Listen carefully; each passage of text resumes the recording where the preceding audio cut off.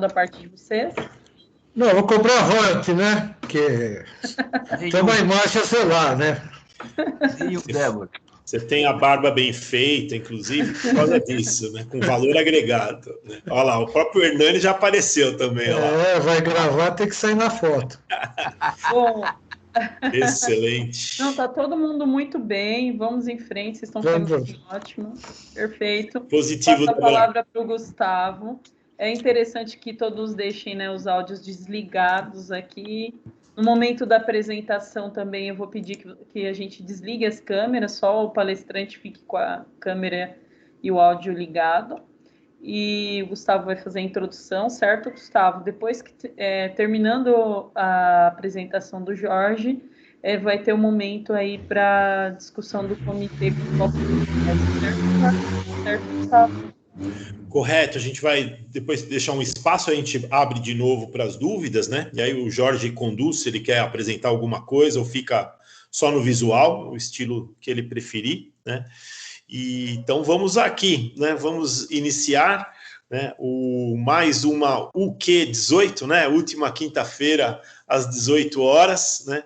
A gente está fixando aqui uma data para a gente tentar trazer a comunidade e é uma reunião aberta, né, do Comitê de Operações Industriais Conectadas da SAE Brasil, né, e hoje nós estamos trazendo aqui, né, um membro do grupo, bastante ativo, bastante amigo de todos, que tem um caso muito interessante para contar, né, não só internamente, mas com um potencial aí da comunidade de entender o que tem sido feito no Brasil. É um caso positivo, uma indústria brasileira, né?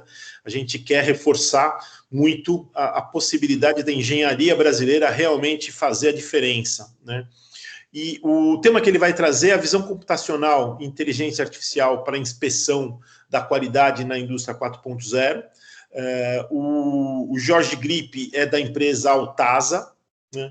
Ele é um diretor de tecnologia e cofundador da empresa, né? Especialista em inspeção de qualidade na indústria, utilizando visão computacional e inteligência artificial, né? O Jorge obteve os títulos de mestre, né, e doutor em engenharia aeronáutica e mecânica nas áreas de sistemas aeroespaciais e mecatrônica pelo Instituto Tecnológico de Aeronáutica, também pelo ITA. Também pelo ITA, graduou-se em engenharia eletrônica, né, em 2009. Jorge tem experiência de 10 anos no desenvolvimento de novas tecnologias na área automotiva e aeronáutica. E trabalhou em 2 renomados institutos de pesquisas alemães, né, o Instituto Fraunhofer, LFB, e em Darmstadt, eu não sei falar isso bonito, não. Depois o Jorge me lembra, me corrige. Durante o período de doutorado, sanduíche, né, e o Centro Aeroespacial Alemão, DLR, em Munique, em 2008, onde realizou seu trabalho de graduação. Jorge, por favor, tenha a palavra. Agradeço o aceite ao nosso convite, né? Foi bastante ativo no grupo esse convite, bastante eco, inclusive.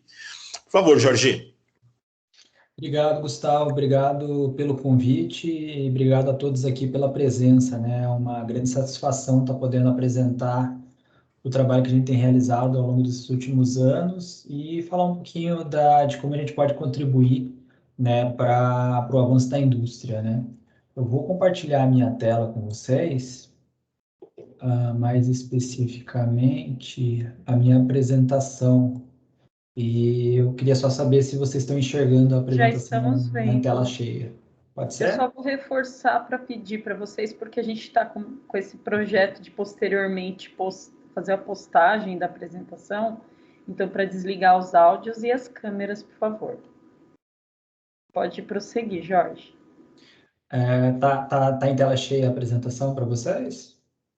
Para mim, aparece tela cheia. Sim, está perfeito, Jorge. Então, falar sobre tecnologias para inspeção de qualidade da indústria, né? Conforme o Gustavo já fez uma apresentação prévia, né? Meu nome é Jorge Grip, aqui na Altasa nós trabalhamos com visão computacional e inteligência artificial para inspeção de qualidade da indústria, né? A Altasa é uma empresa jovem, uma empresa que iniciou em 2016 aqui no Parque Tecnológico. de São José dos Campos, e o Parque Tecnológico é uma iniciativa, né, governamental e privada também, que reúne um número grande de empresas, né, cerca de 2.000 pessoas trabalham aqui no Parque Tecnológico, e também ele congrega um conjunto de universidades aqui em volta, né, tem a FATEC, tem a Unifesp, né, então são cerca de 4.000 alunos aqui em volta do Parque Tecnológico. Para quem não conhece o Parque Tecnológico, ele fica às margens da Dutra, né, aqui em São José dos Campos, a cerca de 100 quilômetros, 90 e poucos quilômetros da capital, né, de São Paulo.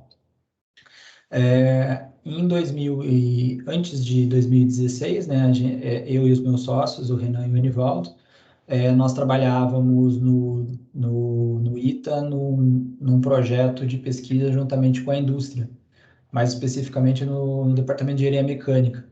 E através dos protótipos que a gente acabou desenvolvendo dentro dessa parte de pesquisa aplicada, nós criamos um protótipo que teve bastante boa aceitação na indústria, e esse protótipo foi um embrião de uma empresa na área técnica que foi descobrir como montar uma empresa ao entrar na incubadora de negócios aqui no Parque Tecnológico. Dessa empresa incubada, que a gente iniciou em 2016, nós aumentamos a equipe, são cerca de 30 pessoas atualmente, e atualmente também a gente tem a matriz em São José dos Campos e uma subsidiária em Ann Arbor, que é a cidade da Universidade de Michigan, né, que é o próximo de Detroit, né, nos Estados Unidos. Né, e através dessas duas, tanto no Brasil quanto nos Estados Unidos, a gente atende os clientes globalmente. Antes de começar a falar um pouco dos nossos produtos, eu queria fazer uma introdução sobre o problema de inspeção de qualidade, né? Mais especificamente, o problema de qualidade do produto, né? Que dentro da indústria, a aparência do produto, ela é uma questão muito de valor do produto. E essa aparência, ela é percebida como um diferencial da marca, né? Não é à toa que os fabricantes de automóveis, os fabricantes de bens duráveis, eles fazem uma inspeção, que geralmente é uma inspeção manual, para encontrar possíveis problemas de fabricação. E esses problemas de fabricação precisam ser encontrados, e se encontrados, precisam ser reparados para que isso não chegue na mão de um cliente, né? O problema da inspeção de aparência subjetiva, né, feita por um inspetor, é que ele, além da subjetividade de julgamento do próprio inspetor, ele gera uma variabilidade da inspeção, né? A variabilidade na visão de indústria, é o contrário da qualidade, né? Eles não seguem necessariamente um padrão, né? Porque cada inspetor pode, dependendo da variação de humor, dependendo da pessoa, dependendo de condições, ali você pode ter um julgamento um pouco diferente. O que significa um julgamento um pouco diferente? Uma pessoa pode deixar passar uma peça ou um produto que não deveria passar, ou se ele for muito rigoroso, ele pode fazer com que produtos que poderiam passar tenham um retrabalho desnecessário, e de qualquer forma você está trazendo prejuízo para a indústria. E então, um objetivo de tornar a inspeção a questão de tornar a inspeção mais objetiva, ela vai de encontro à questão de diminuir retrabalho e diminuir desperdícios. A inspeção de aparência, ela continua subjetiva, né? Apesar dos grandes avanços da indústria, você continua tendo a inspeção de aparência, por exemplo, a inspeção de pintura na parte automotiva, igual a décadas passadas. Então, você automatizou, por exemplo, a aplicação da tinta, você automatizou a soldagem, você automatizou vários dos processos. Porém, a inspeção de qualidade ainda continua subjetiva, né? E para resolver esse problema, para trazer uma solução para esse problema, a Altasa desenvolveu um conjunto de equipamentos e sistemas de software, né? Mais especificamente, para a parte de detecção de defeitos de pintura, o nosso produto é o Altasa Paint, que é um sistema robotizado para inspeção de qualidade de pintura. Antes de introduzir os produtos da Altasa, eu vou falar um pouquinho também sobre a indústria e como que a gente situa esses produtos dentro do processo de produção de um automóvel ou até do projeto de um automóvel, né? Quando você inicia um projeto de um automóvel, você ainda vai fazer ele começa muitos anos, né, antes da produção efetiva. Então, você tem que fazer o design do automóvel, você vai fazer o design das peças, as especificações de como essas peças vão se encaixar. E uma vez que você tem isso de uma forma muito mais madura, você vai fazer o projeto e a execução da fábrica que vai fabricar esse automóvel. Na parte da carroceria do automóvel, seja um automóvel a combustão ou até os novos automóveis híbridos e elétricos, a forma que a carroceria é construída, ela continua sendo a mesma, né? Através de chapas metálicas que são estampadas. E você precisa, para fazer esse projeto dessas chapas, tem que fazer juntamente o projeto do ferramental que vai criar essas chapas. Numa segunda etapa, quando você já tem isso já pronto, você vai ter a estampagem realmente das chapas metálicas que vão constituir a carroceria do automóvel. Nos automóveis no Brasil, geralmente eles são fabricados de aço, em alguns outros lugares tem automóveis também fabricados em alumínio, que eles são, essas chapas, na verdade, são os principais ingredientes da carroceria do automóvel, e eles são chapas planas que passam por uma sequência de prensas, e essas prensas fazem o formato através de pressão, através de moldagem dessas chapas, através de cortes, né?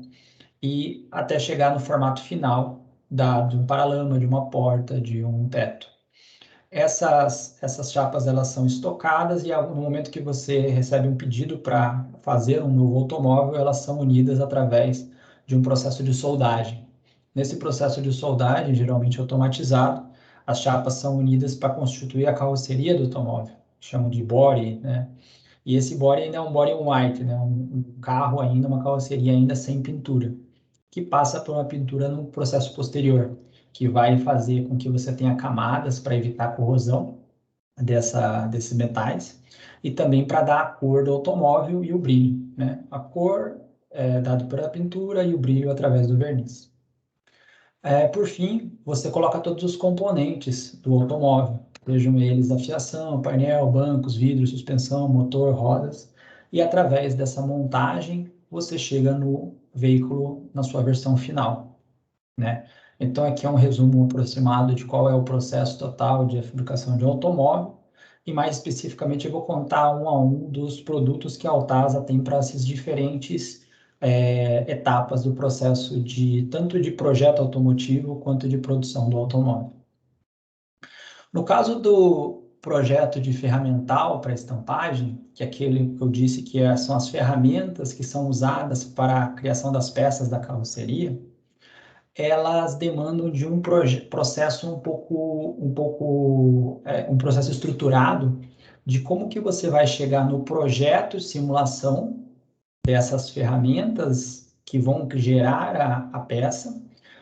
Na simulação da estampagem em si, então existem softwares hoje de mercado que conseguem simular a estrutura do material metálico, como ele vai se conformar, como você vai ter o corte. Então você consegue já antecipar vários dos fenômenos que esse material vai passar ao ser estampado, e você já consegue fazer uma modificação ainda em tempo de projeto para que o formato das peças que você intenciona fabricar seja exatamente adequado, ou seja exatamente aqueles. Então, você já faz correções ainda no tempo de projeto. E daí no item 4, isso no item 1 e no item 2. No item 4, você vai fazer realmente a fabricação do ferramental, que são uma peça superior, uma matriz e um pulsão, que você vai colocar dentro da sua prensa. Na verdade, é um conjunto de matriz e pulsão, porque cada peça do carro ele passa aí por 3, 4, às vezes 5 operações, ou seja, um trem de 3, 4, 5 prensas enfileiradas. E aí, depois que você tem as ferramentas montadas, elas são uma parte de testes e readequações para mínimos detalhes ali de correção, para aí sim você ter aquele automóvel sendo fabricado ao longo de 1, 2, 3, 4, 5 anos com aquelas mesmas prensas. O sistema, o software Altasa Surface, ele tem como objetivo encontrar defeitos de fabricação ou defeitos de estampagem em peças estampadas. Esses defeitos podem ser, por exemplo, elevações, marcas, ondulações, afundamentos. Mais especificamente, ele é um software que ele tem o papel de trabalhar na análise do projeto de ferramental. Por que do projeto? Porque na época que você está ainda no projeto, você consegue ter um conjunto muito maior de capacidade de correção de projeto de ferramenta do que na hora que a ferramenta já está pronta. Então, como você ainda está definindo o formato da ferramenta, você precisa, na verdade, de uma ferramenta você precisa de uma forma que você consiga encontrar os problemas de superfície, por exemplo, que você vai ter que encontrar naquela peça ainda no momento ainda de protótipo, no momento ainda que você está fazendo o projeto. E esse software ele tem uma quantidade de análises que podem indicar problemas futuros. Então, você já antecipa esses problemas e aí você não vai ter horas de tryout, horas de correções de ferramental, porque você já conseguiu corrigir isso no projeto. Então, você está antecipando a correção. Em vez de você fazer uma inspeção depois de ter algum problema, na verdade, você já está corrigindo o problema ainda no tempo de projeto.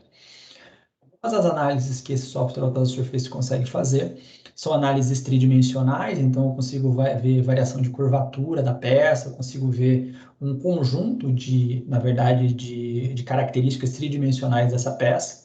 E essas características tridimensionais, por exemplo, as características relacionadas à variação dessas características tridimensionais, podem me indicar uma ondulação na peça. E aquela ondulação, se ela não está dentro do design da peça, ela indica que aquela peça teve algum problema. Então, essa aqui, por exemplo, é uma malha que foi uma malha simulada de um paralama.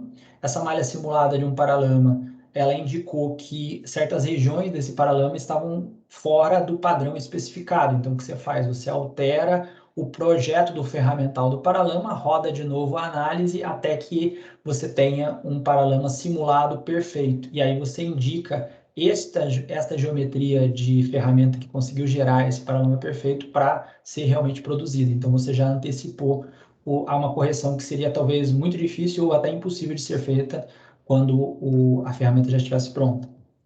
Outro tipo de análise que você consegue fazer são cortes, conseguir fazer a medição, por exemplo, desses afundamentos encontrados dentro dessas malhas tridimensionais. Além da análise tridimensional, que são um conjunto, na verdade, de análises tridimensionais, esse software consegue fazer um conjunto de análises bidimensionais. Como bidimensionais? Na verdade, quando a pessoa o carro passa através daquele túnel de luz, né, na saída, muitas vezes, de um processo dentro da fábrica, ele, na verdade, um inspetor, ele olha o reflexo de luzes refletidas sobre a peça. E aquele reflexo, se aquele reflexo apresenta distorções, isso já é um indicativo de afundamentos ou elevações da superfície, ou seja, um indicativo de problemas. Então, para eu conseguir ter a forma muito mais próxima do que o inspetor faz no dia a dia dele, eu complemento a análise através também de um túnel virtual de luz. Esse túnel virtual de luz tem a capacidade de simular o túnel real de luz com as mesmas características que um inspetor conseguiria encontrar no mundo real, e a peça, mesmo antes de inspecionada, mesmo antes de eu fazer a fabricação dessa peça, eu já consigo antecipar através de uma simulação, o que eu vou encontrar. E através de saber como eu vou encontrar, eu consigo detectar problemas, e através da detecção de problemas, eu tenho a capacidade de fazer a correção do projeto, né? Além da parte de projeto, como é que eu faço a vinculação deste projeto de ferramental com o mundo real? Essas malhas virtuais, elas podem ser, então, um projeto CAD, que é o desenho matemático da peça, ele pode ser uma simulação vinda, por exemplo, de um software de simulação de materiais, como o PanStamp, por exemplo, que é um software que você consegue fazer a simulação de estampagem, que é de uma parceira nossa, a SI, ou eu posso também escanear a peça após eu ter a ferramenta física realmente e ter as peças físicas realmente e trazer através desse escaneamento. Esse, por exemplo, é um scanner nacional, é um scanner que nós criamos, o Altasa Hybrid, consigo trazer as superfícies reais para o mesmo ambiente virtual e realizar as mesmas inspeções que eu fiz no mundo virtual. Então, aí eu consigo fechar o ciclo de projeto, fabricação e testes, né? Através do escaneamento da peça real, eu trago essa peça real para o ambiente virtual e consigo utilizar as mesmas ferramentas de análise para poder fazer o comparativo se o que eu tinha como matemático, como simulação e como real estão de acordo. Então, aqui é a apresentação da Otasa Surface, mais especificamente dizendo todos os tipos de superfícies avaliadas, né? Então, a simulação da reflexão, eu consigo fazer uma malha simulada CAD ou até uma malha escaneada. E através de análise de curvatura, classificação e extração de perfil. Essa primeira etapa dessa apresentação foi mais em relação à parte de projeto, de projeto automotivo. E não só automotivo, eu posso, por exemplo, esse scanner aqui ele é usado, por exemplo, na Embraer para fazer inspeção de fuselagens, né? Então, por exemplo, eu quero saber se há uma deformação na fuselagem provocada por alguma coisa que bateu na fuselagem. Então, ele também é adequado para esse tipo de aplicação, né? Mas, e num segundo momento, eu vou apresentar também a parte de manufatura, né? Como que a Otasa tem atuado na parte de manufatura automotiva, né? A gente tem um diferencial tecnológico que tem como objetivo sempre coletar imagens ou dados tridimensionais do mundo real e, através de um banco de dados de inteligência artificial, gerar relatórios inteligentes de inspeção, né? Então, nesse sentido, ou dentro dessa tecnologia, a gente trabalhou com a parte de inspeção de pintura através de um sistema robótico que tem a capacidade de capturar imagens de carrocerias de automóveis e, através dessas imagens, a gente consegue identificar defeitos de pintura. Através desse tipo de equipamento, a gente traz a objetividade da indústria para encontrar defeitos de impurezas, riscos ou rugosidade dentro da pintura do automóvel. Aqui é uma apresentação, creio que vocês vão conseguir enxergar o vídeo. É um vídeo mostrando, por exemplo, um demonstrador do robô fazendo a inspeção de um para-choque, né? Então, essa inspeção desse para-choque mostra, por exemplo, a capacidade de fazer a captura e gerar um relatório mostrando a indicação dos pontos de defeitos que precisam ser corrigidos. E, obviamente, esse é um exemplo de demonstração com vários pontos de defeito para poder realmente mostrar a capacidade do software de identificá-los, né? Mais especificamente, os tipos de defeitos que o equipamento está preparado para identificar são defeitos pontuais, como sujeiras, bolhas, esse tipo de imperfeição, contaminação também na pintura, riscos que eu posso encontrar na pintura, defeitos lineares, e também alguma coisa da estrutura da pintura, né, se ela está rugosa, né, essa rugosidade muitas vezes é chamada de casca de laranja, né, na indústria automotiva. E através desse tipo de equipamento, a gente consegue inspecionar não só a peças plásticas, mas também como peças metálicas, carrocerias completas, fuselagem de avião, linha branca, outros tipos também de aplicação, né? Então, aqui mais especificamente é uma demonstração do sistema inspecionando uma carroceria de automóvel, né?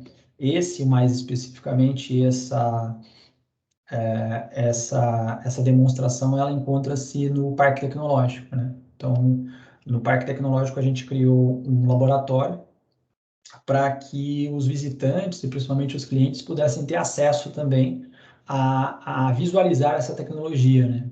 Até porque quando a gente faz, né, a instalação de um equipamento desse dentro de um ambiente fabril, o cliente ele tem restrições de acesso, né? Então, para que a gente tenha um ambiente que tenha a capacidade também de fazer uma demonstração, esse aqui é um ambiente aberto e o Parque Tecnológico ele também tem muita visitação, né? Então, é uma forma também da gente conseguir mostrar isso para mais pessoas. Mais especificamente, o nome desse laboratório foi um laboratório inaugurado esse ano, que é o Centro de Inspeção Robótica. A gente simula uma linha de produção nesse Centro de Inspeção Robótica, que tem exatamente os componentes que um cliente vai encontrar quando for fazer uma instalação de equipamento desse na indústria dele, né? A gente também tem uma forma também que pode esse tipo de inspeção ou esse tipo de demonstração ser transmitido via online, né? Então, até por conta da pandemia e da dificuldade de deslocamento, esse tipo de demonstração pode ser mostrada para um cliente numa visita também não presencial, né? Numa visita virtual. As vantagens de um sistema automático de inspeção são a melhora na identificação dos defeitos, a consistência da qualidade, né? A rastreabilidade de dados é uma coisa que isso não existia, né? Porque quando você tinha o sistema de visualização somente, um inspetor visualizando, você não tinha esse dado de todos os produtos que eram fabricados sendo enviado ou centralizado, né? Esses dados ficavam na cabeça do inspetor, né? Então, o que acontece? Agora, o sistema é capaz de rastrear, por exemplo, quais seriam as regiões do automóvel que tem mais problema. Fazendo esse rastreamento, uma análise simples desses dados é capaz, por exemplo, de fazer uma correção no sistema de pintura ou fazer uma correção nos processos anteriores, de tal forma que você faz uma otimização do processo. E aí isso não se repete para o futuro, né? Então, a rastreabilidade de dados e a coleta desses dados acabam sendo muito importantes, né? Você tem uma economia com retrabalho, porque você evita com que peças que não precisem ser retrabalhadas sejam retrabalhadas, e o contrário também, evita que peças passem para uma etapa posterior, que se torne muito mais caro você fazer uma correção, né? E você tem uma diminuição do tempo de inspeção. Então, em vez de você ter 90% do tempo o operador está procurando o defeito e 10% ele está corrigindo, você coloca um equipamento automático que faz a inspeção dos defeitos e coloca esse relatório num próximo espaço em que os operadores já sabem onde estão os defeitos e eles já vão 100% do tempo focados em corrigi-los, né? Nossos clientes são empresas, geralmente empresas globais, né? Mais especificamente o setor automotivo, a GM, a Volkswagen, agora a Scania fechou um contrato conosco esse mês, e também temos outros produtos que acabaram sendo projetos especiais, por exemplo, no setor de vidro, setor alimentício, setor aeronáutico. Eu agradeço a oportunidade de fazer a apresentação aqui para vocês e fico aberto para perguntas.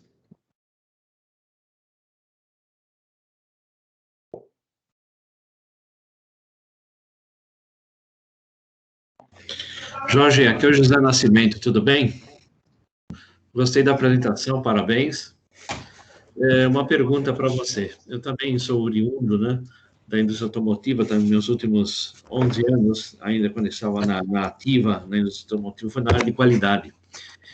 E em 2017, 18 e 19, eu vivi trabalhando na Mercedes-Benz, né, no grupo Daimler, e a instalação de câmeras, né? Câmeras, falo especificamente não para carroceria, ou seja, montagem, peças de pintura, acabamento superficial, porém em powertrain, né? Onde as tolerâncias, precisão, né? Posição, né? Rastreabilidade também eram componentes muito importantes. Vocês têm algum trabalho já no sentido de utilizar câmeras para também checar posicionamento, montabilidade de peças, etc., nesse sentido? Porque esse seria um step importante, né? E hoje, eu sei que meus colegas já estão trabalhando com o uso de inteligência artificial, com a utilização dessas informações também, né? Para você, através de algoritmos, você já poder verificar como que essa possível desvio da qualidade ele possa ser evitado no futuro, né? Não, perfeito. A gente tem uma parte da empresa, né, dedicada também a projetos especiais, né, que seria um projeto sob encomenda, né? Então, dentro desse projeto sob encomenda, por exemplo, a gente trabalhou com empresas de vidro, por exemplo, para fazer a parte de inspeção de vidros planos, né? Tem 2 testes de inspeção de vidros planos, por exemplo, os testes de reflexão e refração, que tem como objetivo que a pessoa não compre um espelho que tem um reflexo deformado, e também quando ele olhar através de uma janela, você não veja também uma deformação errada através da janela, né? Então, mais especificamente no setor automotivo, a gente sempre está aberto a novos desafios também, e sempre pensando em quais os desafios são desafios que não foram ainda realizados e quais são os desafios que são desafios já de mercado, né? Realmente a gente está muito mais focado nos desafios que ainda não tiveram ainda uma realização, até porque quando você vai criar uma nova área de produto, né, você está interessado também que aquele produto tenha uma certa originalidade, né? Então, a gente está sempre focado muito nos projetos que estão mais com uma originalidade dentro do setor, né? Tá ótimo. Ok, obrigado. Jorge, é o Luiz falando. Antes de mais nada, uma ótima apresentação, muito interessante. E como o Zé falou, o Zé Carlos, eu também sou da área automobilística, apesar de estar fora do mercado há uns 10, 12 anos, mas foi durante muitos anos minhas atividades de manufatura, pela GM. Então, a primeira parte, vamos falar assim, onde você fala de simulações, isso aí, quais são os seus principais concorrentes? Porque tem programas de formability, já existem programas no mercado que faz simulações de estampabilidade, que faz cálculos de elementos, até elementos finitos, né? Trabalhado com material e assim por diante. Então, eu não vejo, pelo menos do que foi aqui mostrado, grande novidade em relação a outros que eu conheço. Desculpe se eu esqueci o nome de alguns, tá? Mas tem vários programas que trabalham com CATIA, trabalhava com Unigraphics, né, como base matemática. Agora, o que me chamou muita atenção foi a parte de inspeção de pintura. Realmente, nós temos aqui nessa conferência, gente como Facina, que sabe bem os critérios, e se você conhece bem a GM, tem os critérios de qualidade padronizados de GCA. Então, é lógico que no minuto final depende da interpretação do inspetor, mas existem parâmetros, e eu diria muito bem qualificados, definidos, para definir o GCA, por exemplo, né? Global Criteria Analysis, por exemplo, é uma das métricas que a GM tinha. Mas o que você trouxe aí é uma grande novidade, pelo menos é o que eu conheço, que você começa a padronizar o tipo de defeito e cria um banco de dados instantâneo em relação àquilo que o robô está lendo. E eu entendo que, sem querer me estender muito, ele mede gloss, ele mede, como você disse, as linhas de harmonia do veículo e tal.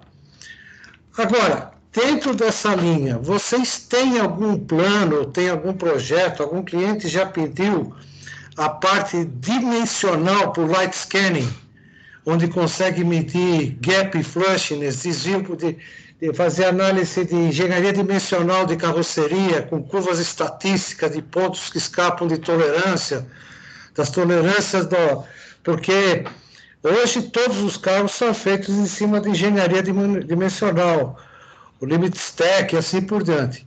Você já tem alguém aplicando isso, ou vocês têm planos para fazer isso?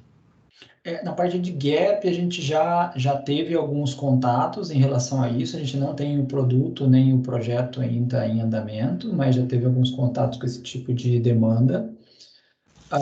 E mais especificamente em relação à parte da simulação, os softwares de simulação, eles não são nossos concorrentes, eles são aqueles que fornecem as malhas simuladas para a gente poder fazer a análise. Então, o nosso software, ele é um software que complementa análises. Inclusive, os softwares de simulação, eles têm análises, né? Então, por exemplo, você pega o PanStamp, por exemplo, ele tem uma análise de redução de espessura, por exemplo, Isso. após a estampagem, né? Então, você tem esse tipo de análise. Então, o que ele faz? Ele usa um método de elementos finitos e depois ele pega e analisa qual é o tamanho do elemento para cada um dos elementos e pinta um colorido lá, se ele, por exemplo, atingiu menos do que 0,5 milímetro de espessura, por exemplo, né?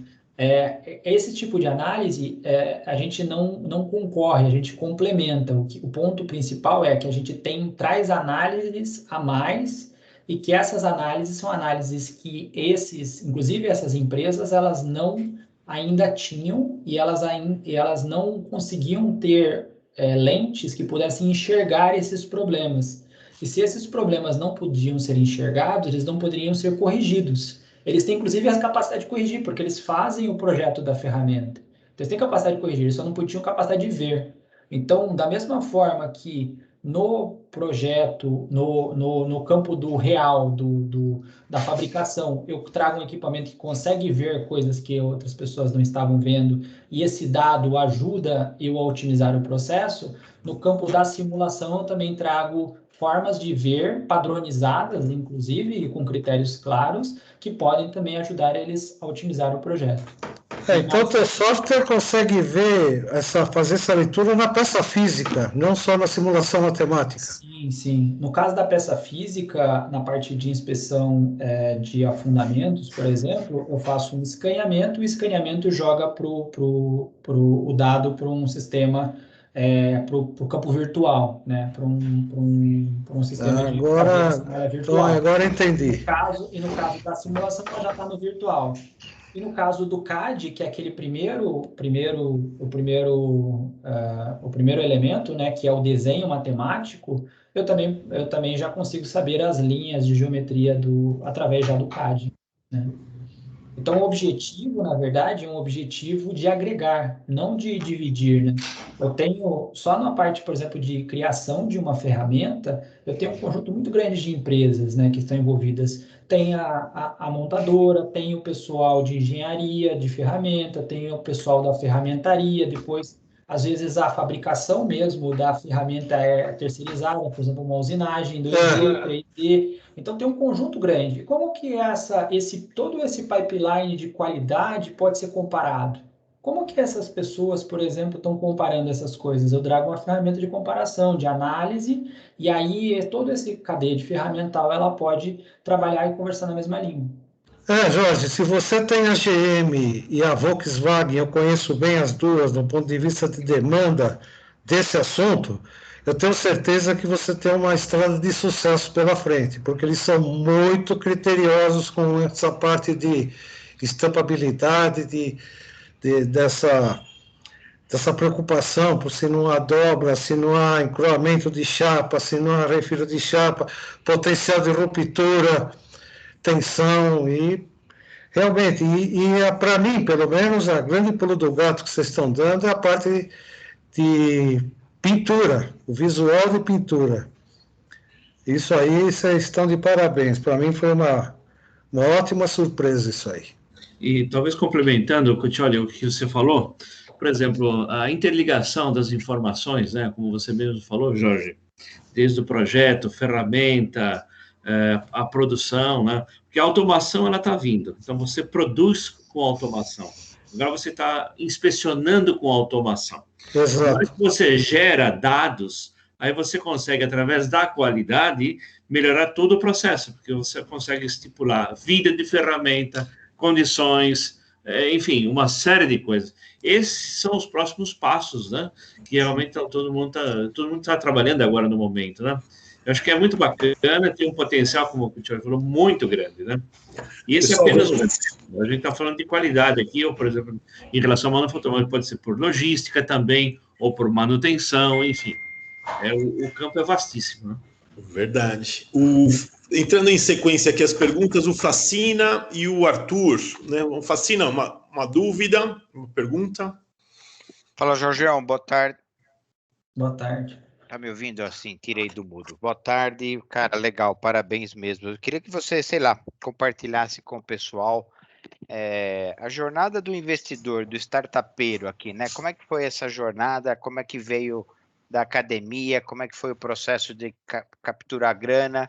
Se foi o patrocínio, se foi o investidor anjo. Conta um pouquinho dessa história para a gente, porque vocês já são, para mim, extremamente consolidados, com inovação, tecnologia e prontos para partir aí para o merger, para um acquisition, para qualquer coisa que o valha globalmente, principalmente estando em Ann Arbor, que creio eu que vai fomentar o caminho disso, seja com parceiros de porte ou seja com com fundos de investimento que têm interesse em tecnologia. Mas conta para nós aí como que é a jornada, né? E eu faço esse vínculo com os ICTs, com os novos formatos aí da SAE, para poder concluir no seu comentário como é que você pode contribuir com esse novo formato e vice-versa, como esse novo formato pode te levar para caminhos de desenvolvimento novos em novos projetos, tá? Desculpa a pergunta meio grande, mas você se vira agora. Ótimo. Eu cheguei a falar um pouco do Parque Tecnológico, né, como um ambiente de inovação. Nunca é demais falar também. Eu vou chegar na questão mais privada do assunto, que é a parte dos fundos de investimento. Isso também foi uma questão importante, um aprendizado muito grande. Mas é sempre bom a gente voltar um pouco atrás e dizer quem foram os primeiros, né, que acreditaram na gente, né? Então, os primeiros que acreditaram na gente primeiro foi quando foram as universidades, né? Então, quando você vai lá e tem o apoio das universidades, né, para poder fazer a formação não só minha, não dos meus sócios, mas também de todas as pessoas que estão aqui em volta. Eu tenho uma universidade ótima aqui, que é a Unifesp, que está aqui do lado, que é uma universidade que tem cursos técnicos, tem a FATEC também, que tem cursos de tecnólogos também, que tem pessoas que trabalham na nossa empresa que são daqui por próximo. Então, foi esse ambiente acadêmico de pessoas jovens querendo trabalhar, isso também foi muito, muito importante. E também o fato de você ter um ambiente que você tinha tudo um rumo, né? Aqui o Nexus, que é a parte da incubadora de negócio do Parque Tecnológico, Nexus, ela foi também algo muito importante para a gente, porque foi aonde a gente partiu do protótipo da equipe técnica para descobrir que a gente precisava criar uma empresa. Né? Como que eu crio uma empresa? Você acha que você já está com a equipe completa, você depois começa a descobrir que você ainda não sabe nada dessa área. Então, você tem vamos dizer assim, a transformação daquela equipe técnica em uma equipe que tem que ter uma parte administrativa, tem que ter uma parte técnica e tem uma parte de vendas também, né? Então, mais especificamente, ainda continuei muito na parte técnica, mas meus sócios migraram muito da parte administrativa à parte de vendas.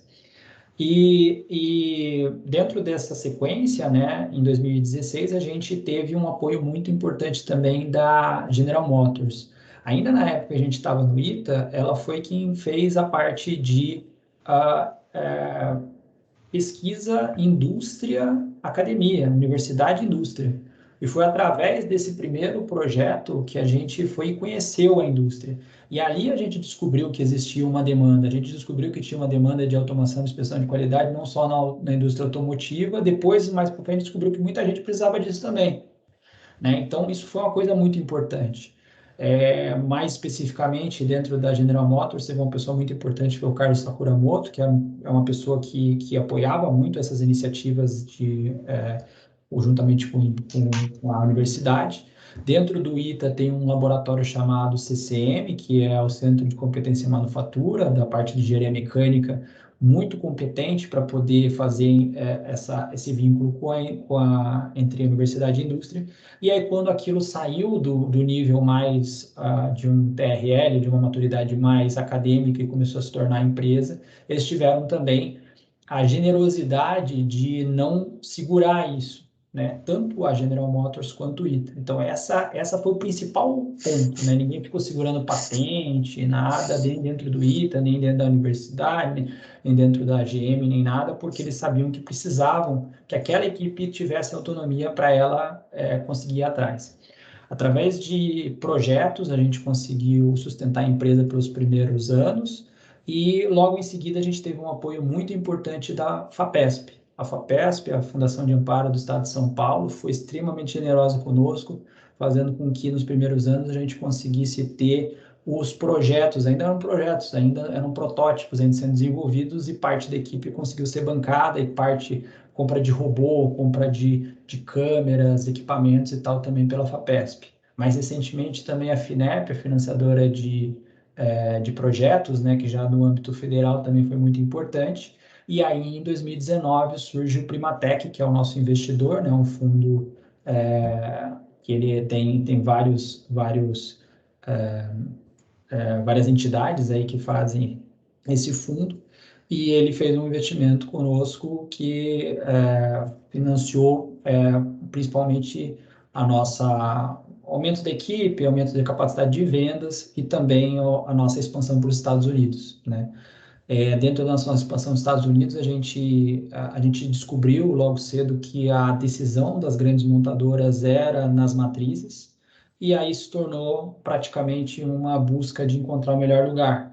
E aí não tinha lugar melhor para montar uma empresa que atendia o setor automotivo do que o estado de Michigan.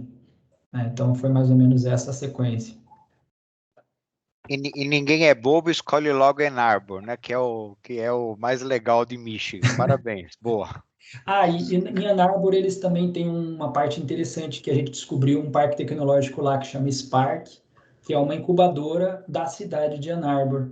E, inclusive, a gente teve um investimento do estado de Michigan. Da mesma forma que a gente teve investimento do estado de São Paulo através da FAPESP, a gente tem um investimento da uma aliança pela automação do estado de Michigan, que também colocou um cheque lá na nossa empresa. Então, a empresa americana, que é um spin-off da empresa brasileira, ela acabou também sendo capitalizada também, em parte, pelo estado de Michigan. Uma ótima pergunta. Eu sou da época que tinha uma propaganda da Gazeta Mercantil que falava assim: nos outros jornais vocês ouvem o cavalo que ganhou a corrida. Aqui você sabe quanto que vale e como que faz para vender um cavalo desse, né? Acho que foi uma ótima pergunta aí, do aspecto realmente da sustentação, né, do negócio, né?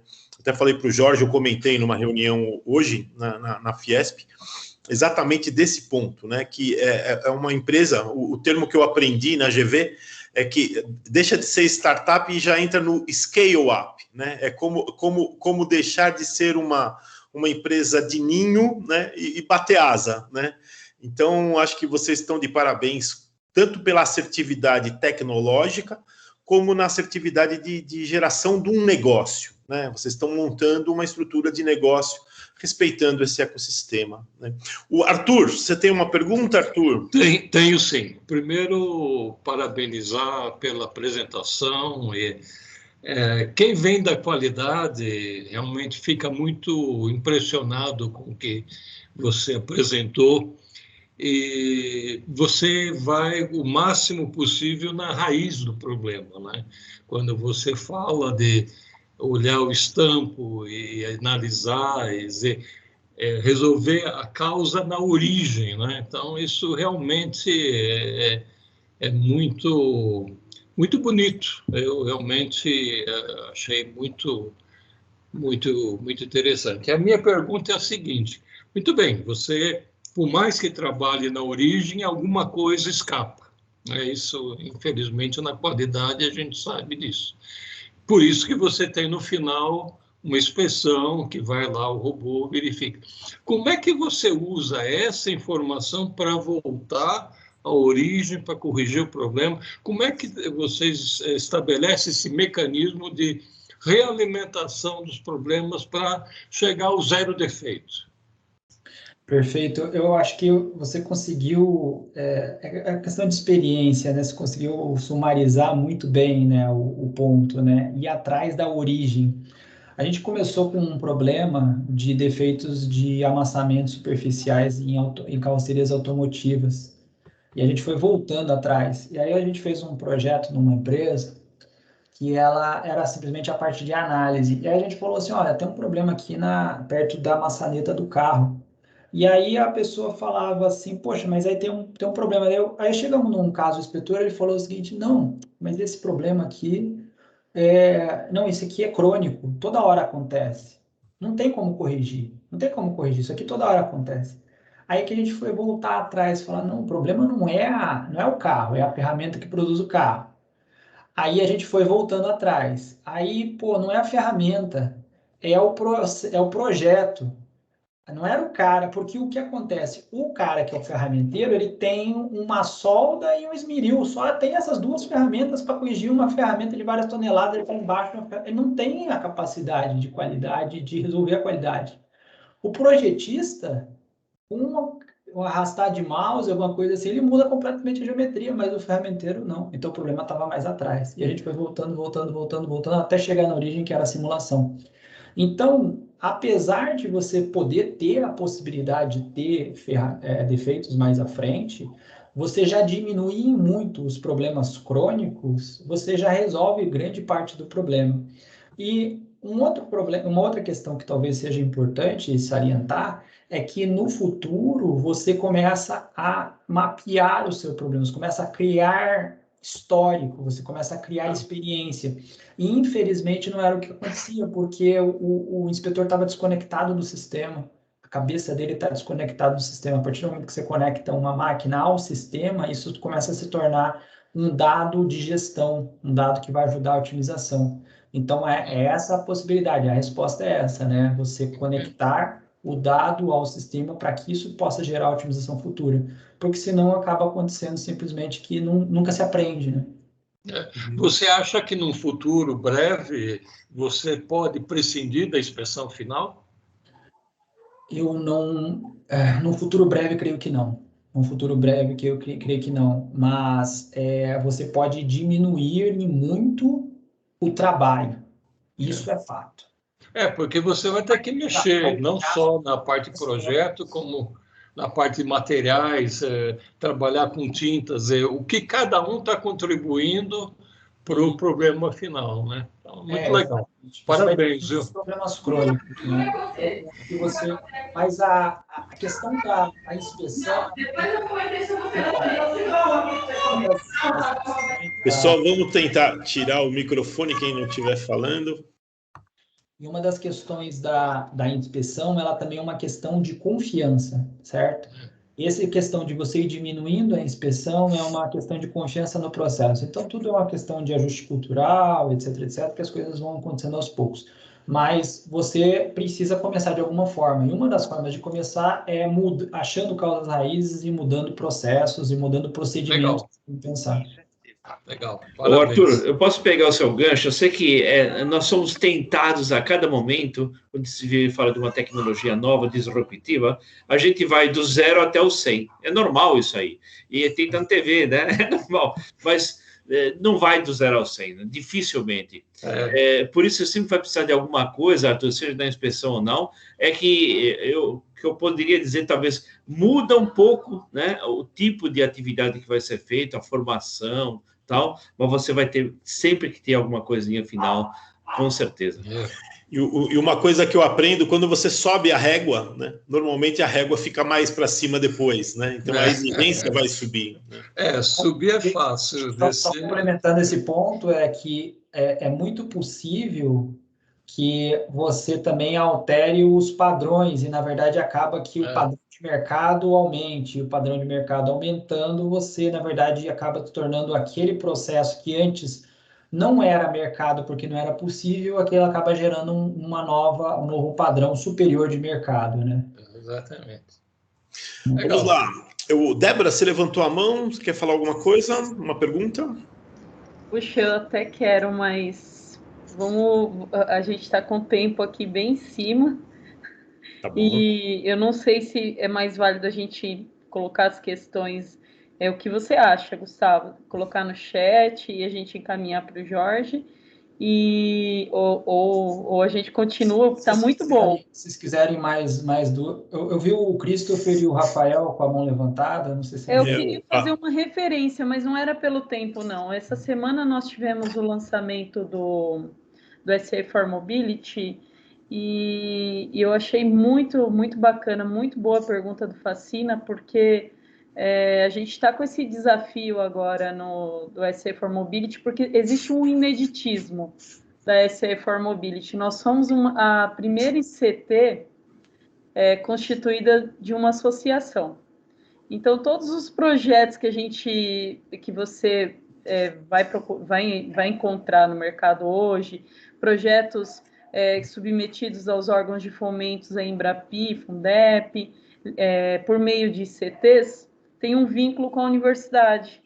Então, a gente está com esse desafio agora no ICT de construir e estruturar a nossa parte, esse discurso de vendas mesmo, como que a gente vai o nosso papel, né, frente aos órgãos de fomentos, enxergar esse nosso papel de conexão, que é isso que a EC faz, né, integração e a conexão, Nós submetemos um projeto antes até do nascimento do SE for Mobility, que eu acompanhei desde o comecinho, com a temática do grafeno, e agora a gente está com uma briga lá com a Fundep para eles reconhecerem esse papel da integração, porque eu entendo que não são em todos os projetos e não são todas as entidades que vão ter essa generosidade que vocês tiveram, né, do ITA, da própria General Motors, com relação a liberar uma inovação aberta, liberar as questões aí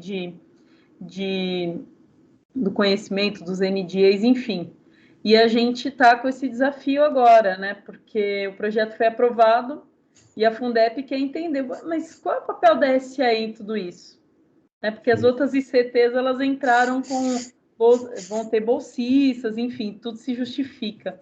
Mas, especificamente, o Rota 2030, ele tem um dos pontos fundamentais, a difusão da tecnologia para a comunidade se tornar competitivo, não especificamente... Todos os atores que participaram do projeto com a gente foram conectados através da SAE.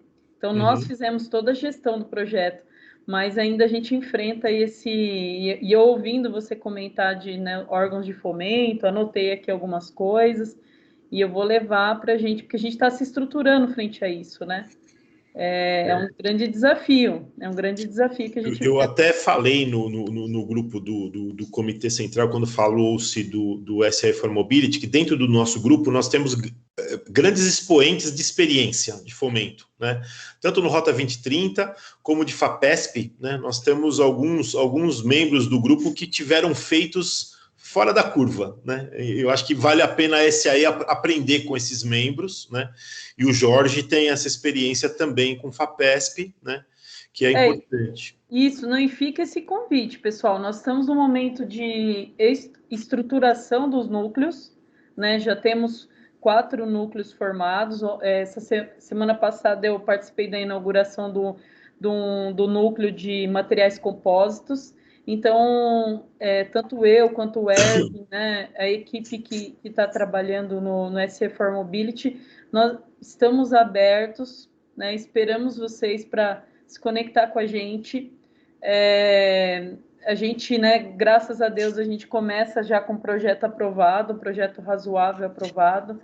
Então, esse exercício vai ser muito importante para a gente quer conectar com todas esses grupos que já atuam na SAE, né? A grande diferença do SE for Mobility para a SAE Brasil é que a gente sai dessa questão só da gestão do conhecimento e gerar conhecimento e passa a trabalhar com soluções e produtos. Mas não é a intenção da SAE ter um laboratório, nós não vamos competir com as entidades que já estão no mercado. O objetivo é justamente fomentar a inovação, né, na mobilidade, inovação brasileira na mobilidade, e conectar através desse network que a SAE construiu ao longo desses 30 anos. Então, fica o convite para vocês, eu estou à disposição, estou lá no grupo. Tendo uma ideia, a gente, né, se organiza e vamos trabalhar em cima disso. A gente tem pessoas bastante competentes e engajadas para fazer acontecer. Aproveitando esse convite, né, até como essa nossa reunião aberta, tem alguns convidados, eu estou vendo aqui o Fabiano também, amigo, as pessoas que não estão participando do Operações Industriais Conectadas ou dos comitês, né, da SAE tiverem interesse, né, me contate a Débora também. Eu vou deixar até meu número aqui no... para se tornar associado e participe, né? Eu acho que um dos objetivos desse evento é mostrar o quanto a gente tem de conhecimento, e esse conhecimento permeia, né, nas nossas reuniões e nossas atividades, né, para também fazer tipo assim, a atração, vamos chamar assim, da comunidade pelos interesses, pelo alto nível dos assuntos discutidos aqui, tá? E não só para o SE for Mobility, mas também para as outras iniciativas, né? Porque eu continuo atuando na SE Brasil, então eu tenho recebido... A gente está muito aberto nesse momento, é uma fase nova mesmo da SAE que a gente quer dar oportunidade de protagonismo e participação para para todos aqueles que têm um interesse, que queiram, né, se engajar com a gente. Compartilhei meu e-mail também. Obrigado, Débora. Vamos lá, a sequência, pelo que eu lembro, era o Pavão, né? O Pavão queria fazer uma pergunta.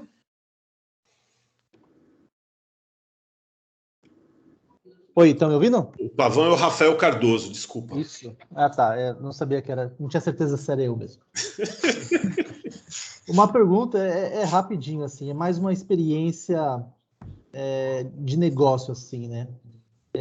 Eu, né, à frente da E4, tenho sentido muito nisso quando a gente fala de inovação e tecnologia feitas no Brasil. Queria saber se o Jorge também teve esse sentimento com a Altasa. Um pouco de dúvida quando a gente aborda alguns clientes, falando assim, poxa vida, será que um cara brasileiro está desenvolvendo essa tecnologia de ponta aqui mesmo? Ou não é verdade isso? No Brasil a gente não pode ter tanta tecnologia. Você teve alguns momentos que você sentiu isso de alguns clientes que você abordou? Já estava comentando isso hoje. Estava conversando com o meu sócio e um dia ele falou assim, ele encontrou uma pessoa, né? Aí ele falava, o cara falou assim, olha, e esse equipamento, esse equipamento a gente fez aqui e tal. Ah, mas e onde você consegue? E esse scanner, você comprou onde? Não, a gente fez aqui, não, tá. Não, mas de quem que você comprou? Não, é a gente que fez. E o cara não entendia, ele ficava aquele ciclo vicioso e tal, fala assim, é difícil, né? É engraçado, né? Se você, por exemplo, eu trabalhei no DLR, que é o Centro Espacial Alemão, e era engraçado que tem um departamento do DLR que é o departamento de micro-ondas. O diretor desse departamento é um cara nascido aqui em São José dos Campos, né? E eu acho que foi no ano passado, eles conseguiram, através de um satélite chamado, que usa, é uma tecnologia que eles conseguiram fazer um escaneamento tridimensional do planeta Terra inteiro. Então, eles têm um modelo, o Centro Espacial Alemão, eles têm um modelo 3D do planeta Terra inteiro. Caramba. E o cara que coordena esse projeto, que fez o escaneamento da Terra, não é tipo de uma peça, é da Terra. Ele é um brasileiro, nascido aqui em São José. E tá lá fora, né? Tá lá fora, mas poderia ter voltado, né? Exato. O irmão dele voltou e foi sócio de uma empresa aqui em São Joséense, e que também era... Então assim, poderia ter ido, poderia ter voltado. Então, eu acho que o ponto é o seguinte, né? Dadas as condições, e essa é a importância do poder público criar essas condições, né? Você ter algumas ilhas, né, como, por exemplo, o Parque Tecnológico, entre outras. São Paulo também tem muitas coisas, e vários outros estados do Brasil também existem alguns pontos. Mas a capacidade técnica existe em qualquer lugar, entendeu? Você dando as condições, você consegue, né? O ponto é claro, você precisa de ser um pouquinho mais resiliente, você sabe que tem problemas no Brasil, mas ao mesmo tempo também existe uma quantidade muito grande de pessoas que torcem por você, né? Isso é legal também, né? Quando você está tentando fazer uma coisa difícil. É legal que a gente fala tanto de inovação no Brasil, mas às vezes os próprios brasileiros, que seriam os clientes, são reativos a comprar a inovação do Brasil, né? Mesmo sendo um benchmark mundial. Essa questão da inovação do Brasil, ela é muito um círculo vicioso por falta de exemplos, né? Então e as faltas de exemplos, elas existem por diversos fatores, até pelo fato de a gente não saber fazer boa propaganda, né? Os americanos são muito bons em propaganda. Existe um negócio chamado Disney, por exemplo, tem um negócio chamado filme, que eles pegam e salientam muitos pontos bons, né? As pessoas que fazem as coisas interessantes no Brasil, muitas vezes a gente salienta muito mais os pontos ruins, né? Então, a própria forma de se contar a história faz com que muitas vezes a gente até tenha uma ignorância sobre os casos brasileiros, né? Porque você imagina que as pessoas brasileiras têm que ser 100% boas, e quando você chega lá num outro país, ele conta a história, parece que ele é 100% bom, mas ele fez uma seleção dos fatos, né? Então, existem... e eu, longe de ter alguma coisa contra os Estados Unidos, inclusive, são coisas... A gente provavelmente está tendo essa live por causa dos Estados Unidos, né? Microsoft Teams, né? Então, eu sou extremamente grato, né, em relação a isso. Porém, eu acho que... e até por isso, eu acho que a gente tem que aprender algumas lições né, como essa, né, de entender o valor dos brasileiros, das pessoas que estão próximas da gente, e poder contar essas histórias também como caso de sucesso, né? Eu trago dois exemplos de caso de sucesso aqui de São José, que são os exemplos, por exemplo, de duas empresas, né? Uma empresa é a Otávia, a nossa vizinha, quase homônima, a Altasa, né? Ela trabalha com um setor novo, que é um setor de balões. Todo mundo falava de avião, ela foi trabalhar com balões. São balões que são amarrados através de um cabo de dados, e eles usam isso para vários setores, como, por exemplo, inspeção de grandes áreas, comunicações. Na Olimpíada no Brasil, eles ajudaram a polícia, por exemplo, a usar uma estrutura para conseguir ver entornos e ajudar muito na segurança pública. É um vizinho nosso aqui, pouco conhecido. Outra empresa de um colega aqui de São José é a Buser, que é um Uber do ônibus. Ela recebeu a semana passada 700 milhões de investimento e tinha na fachada do Wall Street o nome dela, né? Não sei se todo mundo no Brasil conheceu, mas é uma empresa que quase que recebeu quase R$ 1 bilhão de investimento, de 700 milhões. Entendeu? Vizinho nosso aqui. E quantas dessas empresas e quantas dessas histórias acabam ficando escondidas, entendeu? Então, eu acho que acaba sendo uma responsabilidade nossa também começar a trazer essas coisas positivas, das coisas que acontecem. A gente sabe que tem a Embraer como um grande ícone, né? Sempre a Embraer acaba sendo, mas existem diversos outros. E essas empresas, especificamente, a Altasa, a Altávia, a Buser, elas são startups, são empresas que elas viram coisas que ninguém viu. Eu trabalho com ótica, por exemplo, que é um curso que não tem engenharia ótica no Brasil. Vocês sabem de algum curso de engenharia ótica no Brasil? Como é que essa empresa consegue aprender? Através de autodidatismo. Alguém conhece, por exemplo, como é que se faz balão no Brasil? Porque não tinha antes, entendeu? O rapaz que fez a Buser, que é um aplicativo que é o ônibus e tal, um setor extremamente com problemas regulatórios, tem monopólio de frotas, etc, etc. Boa parte da empresa dele gasta com advogados, entendeu? Então, são várias questões de inovação que você pode ter, mas mirando sempre em setores que são inéditos. Não vai existir outro Facebook do Brasil. A história do Facebook foi interessante porque não tinha um Facebook antes do Facebook. Ou quando ele cresceu, ele, na verdade, monopolizou o mercado, né? Então, o ponto é, a gente tem que ter histórias, e a grande dificuldade da inovação não está em você pegar uma história e replicar, porque essa é a mentalidade do emprego. Na mentalidade do emprego, você tem um engenheiro mecânico, você vai fazer engenharia mecânica, você vai replicar. Isso é importante, tem que ter isso. Mas no caso da inovação, as empresas nascentes, elas têm que migrar no mercado que ainda não existe um modelo de negócio sedimentado e não existe uma concorrência tão sedimentada assim, de tal forma que essa nova oportunidade que ele está enxergando, talvez só ele esteja enxergando, né? E aí parte e fecha com aquela questão da crença que você falou, né? É difícil você acreditar que você vai fazer uma coisa que ninguém está fazendo, né? Mas se você não fizer algo que ninguém está fazendo, você não vai ser o primeiro e então não vai virar uma empresa grande. Então, é um ciclo ali que alguém tem que quebrar. Ótimo depoimento. A gente aqui no Operações Industriais Conectadas, já há bastante tempo que a gente está tendo sucesso nos nossos eventos. Primeiro que a gente deixou de lado o cachorro vira-lata, né? O senso de cachorro vira-lata de brasileiro, e começamos a exaltar os projetos bem feitos, bem sucedidos que a gente tem, tanto no grupo como na comunidade automotiva, né? Hernani, tem uma pergunta? Vamos finalizar. Hernani e Peter. O meu vai ser rápido. O primeiro é... Jorge, parabéns pela apresentação. A minha questão, na verdade, tinha muito a ver com o que o Arthur falou, da origem, você explicou, inclusive, dos projetos de ferramentais. Isso é uma coisa que é bastante interessante, gostei bastante, eu sei que a ferramenta... A minha pergunta, Jorge, é um pouco do lado financeiro. Eu não sei se você tem, mas é só para mim visualizar, porque eu, pessoalmente, não tenho essa visão. Um comparativo assim para uma empresa não do tamanho de uma GM ou um menor, investir numa tecnologia como essa, tá? Em comparação com o tradicional. É isso que eu queria ter uma visualização de número. Considerando inclusive a parte de suporte, vamos dizer, a parte técnica que a empresa vai ter. Quanto que se ganha? Onde é que está esse número? Eu não tenho experiência com isso, Por isso que eu estou perguntando. Eu acho que essa pergunta é uma pergunta... É a primeira pergunta. É a primeira pergunta. Vale a pena financeiramente eu adquirir a tecnologia bonita, as coisas, os robôs andam, faz um relatório bacana e tal, tecnologia.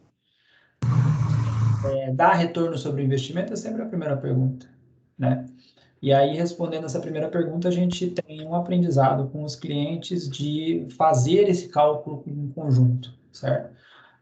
Mais especificamente no caso do Altaz Surface, ele é um software, a exigência dele acaba sendo financeiramente menor, porque você não tem que fazer uma instalação de um equipamento, né? E existem já softwares de simulação que já são utilizados pelas empresas tradicionalmente, né? Então, ele acaba entrando como uma licença de software num nível que seja uma fração ou uma complementaridade dos softwares que já são utilizados dentro da simulação tradicional, né? Mais especificamente, a gente tem um parceiro de vendas que é a SI Group, que é uma empresa francesa que já mexe com simulação de materiais desde a década de 70, centrada na França e nos Estados Unidos, né? E acaba sendo já uma questão tradicional, já você ter esses softwares. Então, a partir de retorno sobre investimento, acaba sendo natural para eles, porque você sabe que lá na frente você vai economizar, etc, etc. Você precisa, o projeto já está fechado. No caso específico do equipamento robótico para inspeção robótica de pintura, ele já é um pouco diferente. Você tem que fazer um retorno sobre investimento que você precise fazer a instalação dos robôs, dos equipamentos, do software e tudo isso acoplado. E aí a gente tem diferentes formas de trabalho, a exigência do cliente também vai mudar, se a pessoa precisa de 2 robôs, por exemplo, se ela vai precisar de 4 robôs, isso aí depende muito de qual que é a exigência de tempo de linha, certo? Na maior parte das vezes são 2 robôs. E também se ela precisa de um projeto, se ela precisa de um produto muito próximo do que a gente já tem, ou ela precisa acrescentar novos itens em um projeto adicional. E depende também, às vezes ela tem já os robôs, ela já tem a integradora, ela já tem, às vezes, uma conversa com empresas de robótica que já são parceiras, isso acaba facilitando muito o trabalho. E ela vai ter, obviamente, uma economia também de trabalho dentro da empresa, que isso também só pode ser quantificado, uma melhoria de qualidade dos serviços, uma melhoria. Então todas essas questões são quantificadas, a gente chega num retorno sobre o investimento, e isso pode também, de alguma maneira, ser financiado. Então, isso tudo é conversável. Obrigado, Jorge. Obrigado. Mestre Peter. Oi, boa noite, pessoal. Primeiro, eu queria parabenizar aí a iniciativa de estar com vocês aí. A ideia do Gustavo aí de ter chamado o Jorge Altasa, acho que foi uma excelente oportunidade de divulgar não só os membros aqui do COIC, mas como vocês mesmo falaram, a tecnologia. Não foi minha, não. Eu fui um dos 8 votos a favor só. A inovação, mas é muito bom ter esse diálogo. E pegando vários ganchos, para não ser repetitivo, mas eu vou tentar ajudar o COIC, que é a integração, né, dos processos e do conhecimento. Eu vou provocar, no bom sentido, vou fazer uma pergunta, mas também vou sugerir algumas ações, o Jorge e todos que estão aqui. Você falou várias coisas que, na minha cabeça, e aproveitando o gancho da Débora e da participação que a gente teve no lançamento também da SAE for Mobility, eu acredito piamente que nós temos aqui vários pontos de núcleo e de assessment que nós podemos dar uma continuidade efetiva, não só como participantes, mas como empresas e profissionais, para algumas ações. Você mencionou, e a Altasa está dentro, né, do aspecto do projeto que você falou e desenvolve através da tua empresa, sinergias, na minha opinião, extremamente importantes, por exemplo, com o que você falou, ferramental. O ferramental, que são as partes importantes também do sheet metal e da parte do processo, ligado àquilo que a Rota 2030 está procurando e está precisando e tem disponibilidade de recursos, está aí um caminho para a gente poder desenvolver, né, e desdobramentos dessas ações. Para mim é muito claro isso, só precisa agora, né, aproveitar e fazer isso. Do mesmo jeito que o conteúdo local, que é o MIB, né, poder falar que é o Made in Brasil, que é a sua empresa, a tecnologia, o processo, também fazer disso uma oportunidade de desmembramento dessas ações aqui locais. Então, as duas coisas, para mim, se conversam, se conectam, e a SAE, nós, aqui, através do COIC, como pessoas, né, empresa, podemos ajudar, e você, certamente, é uma figura importantíssima nesse processo. Né? Eu só vou comentar uma coisa que eu também acho que na conta que você faz, né, certamente do ROI e do investimento que as pessoas fazem na tecnologia ou no processo, tem uma coisa muito importante que eu acho que a maioria das empresas não faz, que é o custo da não qualidade, né? Quando se tem um embarque controlado, quando se tem a mão de obra, e aí perdão aos colegas que trabalham nas empresas que são prestadores de serviço disso, que é o Cutioli, que também foi o Arthur, e eu mesmo, né, quando eu trabalhei numa outra empresa alemã, né, a gente se aproveita desse processo, que é uma falha, na minha opinião, das montadoras em promover esse serviço em detrimento à tecnologia e à evolução da inovação. Porque na hora que isso for colocado na ponta do lápis, certamente eles vão começar a perceber o quanto importante é essa discussão de agora com essas tecnologias, né, baseado no hub aí de São José e outros mais que tem, São Caetano e tudo mais, certamente a gente vai encontrar caminhos para desmembrar isso, traduzido naquilo que a Débora falou, que não é só a gestão do conhecimento, mas são projetos e de melhoria e de inovação, né, e continuamente a gente poder fazer isso. Eu gostaria de deixar uma lição de casa, talvez, nisso, para a gente refletir e pensar nessas ações e como desmembrar isso nas nossas atividades, não só no dia a dia, mas também em benefício do país, desses projetos e daquilo que a gente está fazendo aqui. Eu acho que tem tudo a ver. E eu agradeço bastante aquilo que você mostrou, porque eu acho que tem sinergia e sintonia. E na continuidade disso, porque tem a ver também com processos, qualidade, né, aquilo que a gente também pode colocar, e aí eu vou provocar o colega Pavão, que eu estou deixando a desejar, como os outros aqui, não venho falando com muitos em função de alguns assuntos pessoais que depois eu explico, falar sobre qualidade prescritiva, manutenção prescritiva e preditiva, porque isso também é a continuidade de toda essa parte desse processo que tem a ver com engenharia, com desenvolvimento e com tudo mais. Eu fui surpreendido outro dia por uma coisa que talvez vá na contramão da afirmação que a gente falou alguns minutos atrás. Eu já percebi que tem montadora, e é grande, que já está discutindo a não qualidade, a inexistência da função qualidade, porque eles não querem mais. Eles querem justamente que o processo, a engenharia, aquilo que é desenvolvido lá atrás, preferencialmente saia bem feito, para evitar o retrabalho e tudo mais. Isso tudo é uma evolução. E aí eles querem tratar da experiência dos clientes. Né? E com isso a gente pode ter uma série de informações aqui, baseado no Data Analytics e naquilo tudo que a inteligência artificial nos provê, né? Para desmembrar em outros serviços e outras iniciativas. Enfim, era isso que eu queria falar. Desculpa se eu falei demais. Perfeito, Peter.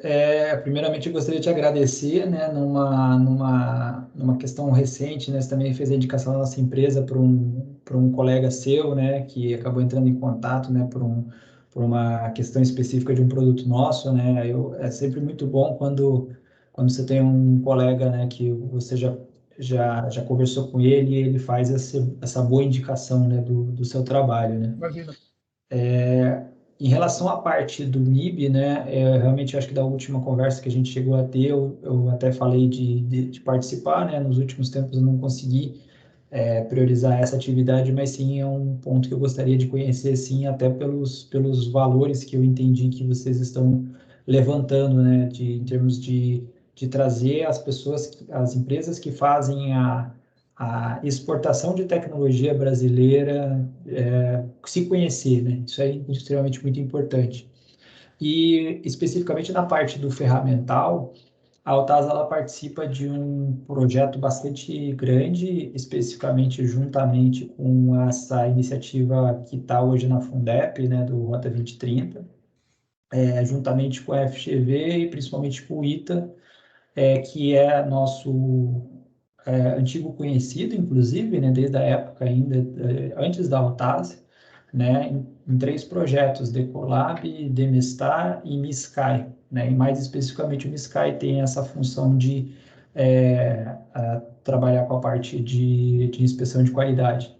E o mais interessante dessas conversas e desses projetos é o conjunto de empresas que se formou. Se formou um cluster de cerca de 20 empresas, envolvendo montadoras, ferramentarias, empresas de software, etc. E eu tenho aprendido muito com as experiências desses profissionais que trouxeram todas essas questões mais importantes e tem uma visão muito setorial lá, né? Então, dentro dessa parte do Rota 2030, mais especificamente desse projeto que a gente participa, alguns com uma participação menor, outros com uma participação bastante efetiva, são realmente um ponto de discussão, e eu percebo que ali existe, de fato, uma proposta setorial, que é o que realmente vai funcionar. Não adianta você ter otimizações locais, você precisa ter uma otimização do setor.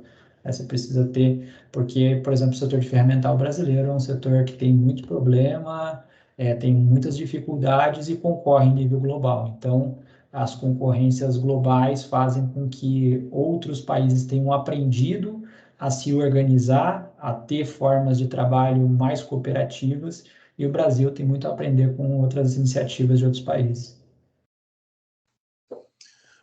Obrigado, Peter. Ô, Peter, eu só não entendo como tem gente que gosta de você ainda, né? Mas eu vou, um dia eu vou entender, né? Até tem depoimentos no chat elogiando a tua aparição, cara. Que bacana, cara. Eu só não entendo o porquê, mas eu ainda vou descobrir isso. Fazia tempo. Tava com saudade de brigar com você.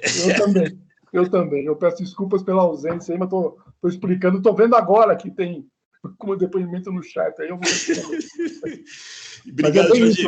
É bem isso, Jorge. Eu concordo com você. E também, nesse aspecto, tem realmente empresas nacionais e ferramentarias, até que boas, que são provedores de soluções e parceiros, no caso, montadoras e de alguns serviços, que não conhecem esse processo e precisam de ajuda para entrar nesse ecossistema e ter a linguagem financeira ou técnica para poder entrar na inovação. Eles não conseguem.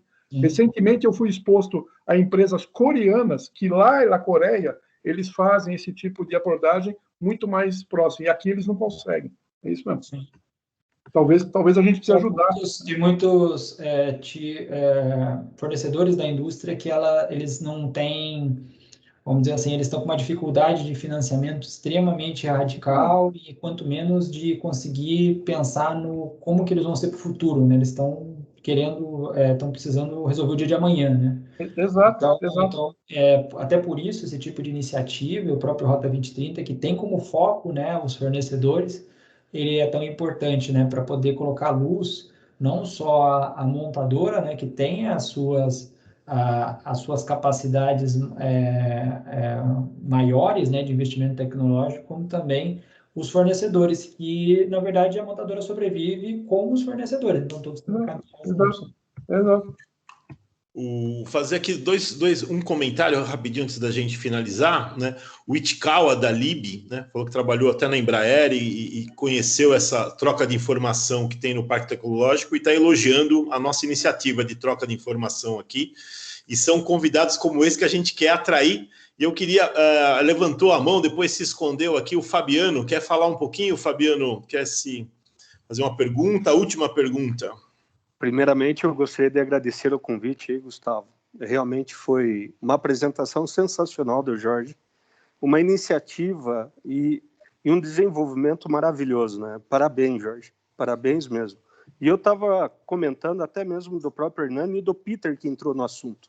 O ecossistema da cadeia produtiva de um automóvel, que envolve os tiers, os fornecedores de peças, eles precisam ter acesso às tecnologias. Hoje nós estamos falando realmente de inovação tecnológica. Inovação tecnológica é levar o produto na melhor qualidade possível, entregando a matéria preparada, pronta, manufaturada, de forma sustentável para todos, né? Ou seja, da melhor forma possível. E realmente o acesso desse teu material, desse teu produto, para todas as cadeias automotivas, vai trazer segurança em todo o ramo da cadeia produtiva, porque é a qualidade que está sendo colocada, né? Então, hoje em dia, todos estão prezando por qualidade, tecnologia, manufatura eficiente, mais produtiva, e tudo isso depende de sensores inteligentes. Sem sensores inteligentes, nós não vamos conseguir ter tecnologia e informação para corrigir as falhas. E esse teu produto é fora de série, é sensacional. Não só para correção desde lá, por exemplo, de uma prensa, mas de partes do processo onde o qual está ocorrendo a falha. Então, isso é sensacional, Jorge. Parabéns, e é isso que nós precisamos. Mais desenvolvimentos que tragam realmente produtividade, facilidade de produção e facilidade em encontrar as falhas e problemas produtivas, né, de manufatura. Parabéns. Obrigado, Fabiano. Obrigado mesmo. Eu acho que você conseguiu chegar num ponto importante sobre a parte do sensor, né? Esse é um ponto central. Esse é um ponto central. Você chegou no ponto central. Sabe por quê? Por que eu digo que você está chegando no ponto central? É porque tem muitas empresas que falam da parte de inovação somente na parte de software. E aí elas fazem, por exemplo, um sistema que vai pegar e vai trazer, por exemplo, mais qualidade através da análise das informações. E aí você pergunta, quem tirou essas informações? Como que você conseguiu captar essas informações? Você trouxe alguma informação nova? E aí, essa questão da inteligência, ela tem que ser acoplada. Não é só você pegar as informações que existem e melhorar o entendimento. Claro que existe um trabalho que só com isso já tem grandes vantagens. Mas existe uma possibilidade muito grande de você trazer novas informações, né? E aí, nesse sentido, por exemplo, o sistema de Voltasa Paint, ele traz informações sobre a pintura do automóvel que não estavam disponíveis para ninguém. E aí, talvez, a parte mais difícil não seja nem necessariamente a parte de fazer um software para interpretar essas informações. O difícil talvez seja você ter as informações, né? Então, a partir do momento que você já tem as informações, se torna cada vez mais fácil de você conseguir, através daquelas informações, gerar uma ação na indústria, né? Obrigado pela colocação, Fabiano. Obrigado, Jorge. Jorge, eu tinha levantado a mão no meio, acabei esperando para deixar por último. A minha última perguntinha rápida, e depois deixando você na sequência fazer as últimas conclusões aí, terminar a excelente palestra, né? Acho que deixou todo mundo encantado aqui, mesmo quem conhecia, né? Ficou até surpreendido com coisas que você trouxe hoje. Eu também, né? Fiquei bastante feliz. Mas a minha provocação é o que você acha que vem pela frente, né, em termos de uso de tecnologia de visão, de inteligência artificial, dentro dessa tua seara, né? O que você imagina que a gente pode esperar pela frente? Mas mais especificamente da minha empresa ou no geral? Assim, você diz no geral? Eu acho que do negócio, né? Gestão de visão com inteligência artificial, ou até da tua empresa. Se puder contar spoiler para a gente somos todos torcedores aqui. Na verdade, a gente sempre tem trazido uma melhoria dos produtos, né? Então, isso acaba sempre... A gente tem a felicidade, né, de conseguir trazer uma apresentação cada vez mais interessante quando a gente consegue atingir certos pontos, né? Então, uma das questões mais interessantes hoje da apresentação foi conseguir mostrar o laboratório, né, que está aqui público, né? Até porque a gente tinha imagens de clientes que ele não podia divulgar, né? Porque existe uma questão de confidencialidade, né? Então, a partir do momento que eu tenho a carroceria do automóvel aqui, que eu posso mostrar para vocês, então é uma parte bastante interessante. Eu fico muito feliz de poder compartilhar isso, né? Dentro da parte da formação das pessoas, eu também acho muito importante, porque a gente está aqui num parque tecnológico que a gente tem obviamente, essa publicidade, né, de ter uma vitrine aqui, que as pessoas que visitam o parque têm a capacidade de conhecer a nossa empresa, mas também a gente consegue inspirar outras pessoas, né, às vezes alunos de universidades, pessoas que visitam aqui, veem um equipamento moderno, eles nunca vão ter acesso, às vezes, a entrar dentro de uma fábrica e tal. Então, isso é bom para trazer, digamos, a parte industrial também para o dia a dia das pessoas. As pessoas não têm esse acesso, né? E isso ajuda a encantar as pessoas também pela capacidade que para a gente é óbvia, né? Porque a gente é do ramo, mas para muitas pessoas não são óbvias, de entender que um conhecimento feito na universidade pode virar uma tecnologia pode virar uma coisa que ajuda a produzir, e essa coisa que ajuda a produzir pode trazer um benefício econômico para o país, né? Esse processo não é muito conhecido do brasileiro ainda, porque a gente é muito acostumado a pegar a tecnologia do exterior. Mas em alguns pontos específicos, em alguns ramos específicos, a gente tem essa capacidade de conseguir fazer esse sistema completo, né? E eu fico muito feliz de estar conseguindo fazer isso, né? Em termos de, principalmente de uma questão até de realização profissional como engenheiro, né? Então, esse é um ponto muito importante, né? Para o futuro da parte dos automóveis, a gente sabe que tem 4 tendências, essa é uma conversa que a gente já ouviu muito, a parte da eletrificação mundial. Aí no Brasil a gente não sabe muito, tem muita defesa do álcool. Eu acho que talvez o principal ponto, e aí eu acho que é um ponto muito forte nosso, que seria a eletrificação junto com o álcool. É muito mais verde o álcool combustível que muito carro elétrico no exterior. Então, essa é uma defesa de uma tecnologia nacional, inclusive.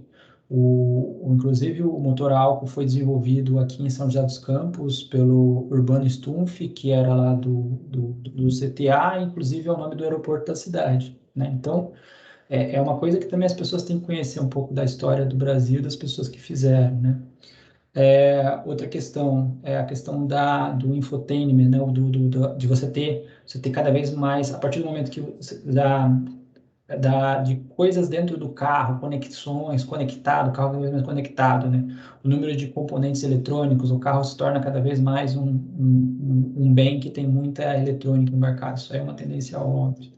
A questão da parte de você ter cada vez mais a parte de você conseguir ter um carro autônomo, né? Isso é uma tendência também que tem ocorrido. No Brasil vai demorar um pouquinho mais porque os nossos ambientes, as nossas estradas não são tão estruturados, isso cria uma dificuldade de gerar os algoritmos, então isso deve demorar um pouquinho a mais, mas vai chegar, né? E a questão para o nosso caso específico, né, que a gente trabalha mais com a carroceria do automóvel, acaba não fazendo tanta diferença se o carro é elétrico ou não, né? Então, isso não atrapalha, não muda muito a questão. Mas uma coisa que também a gente sabe que tem tendência é a tendência de cada vez mais você antecipar na parte de projeto a virtualização dos protótipos, né? Isso é uma tendência, por exemplo, que a Volkswagen recentemente com o Nivus mostrou muito forte, né? Você conseguir fazer isso. E até uma possibilidade é dessa parte de virtualização não ser feita no país que o carro é feito. E se o Brasil trazer essa parte de virtualização de projetos para dentro, ele consegue reativar grandes questões de projeto automotivo. Então, é uma capacidade que a gente tem que ter. Na parte de ferramentais, uma tendência a parte de ferramentais para alumínio. Essa é uma competência que a gente tem que pensar se também o Brasil vai se preparar para isso. Na questão de qualidade, se a gente vai estar preparado para a qualidade do futuro, para a régua aumentar, né? Essa tendência cada vez mais de compartimentalização, na verdade, de você ter projetos globais, em que parte do projeto é feito no Brasil, parte do projeto é feito na China, parte do projeto é feito nos Estados Unidos, na Coreia do Sul, esse tipo de coisa também cada vez vai estar mais constante, né? Então, são várias tendências que tem aí. Eu acho que as tecnologias de visão computacional, mais especificamente, elas vão cada vez estar mais no nosso dia a dia, né? E cada vez mais presentes, acabam sendo os aplicativos dos celulares, etc. Em algumas aplicações mais específicas, como é o caso dos nossos equipamentos, você não tem só o componente software, você tem que ter um equipamento específico também que consiga atender, porque a solução não é o software, né? A solução é o software, é a forma como você posiciona, é a forma como você captura, é a forma como você ilumina. Então, aí, nesse caso mais específico, ele acaba se tornando uma solução mais, vamos dizer assim, um pacote, um sistema, né? Mas vão ter também outras opções que vão ser aplicativos, e esses aplicativos podem rodar em qualquer dispositivo, como, por exemplo, um celular. E aí, para várias aplicações do dia a dia, isso vai cada vez ficar mais, vamos dizer assim, parte do nosso dia a dia, né? Muito interessante, muito interessante. Pessoal, agradeço a presença de todos, especialmente ao Jorge por ter aceitado esse desafio aí, né? De ter que responder essas perguntas difíceis de gentes complexas, bravas como nós, todos bastante criteriosas. Mas acho que o exercício foi muito bacana, acho que ainda bem que nós registramos, né? Estamos agora gravando, né, as nossas lives e convidando mais pessoas, né? Acho que vai virar um registro muito interessante aí. Já estou recebendo gente no WhatsApp pedindo para assistir já. E acho que vai ficar aí um bom legado. E ao Jorge, né, desejar um sucesso pleno aí, continue com o nosso apoio, né, colaborando como membro do grupo aqui, para a gente conseguir trazer mais coisas e gerar mais conhecimento aí para a nossa comunidade, né? Agradeço a todos, obrigado, boa noite. Valeu, gente.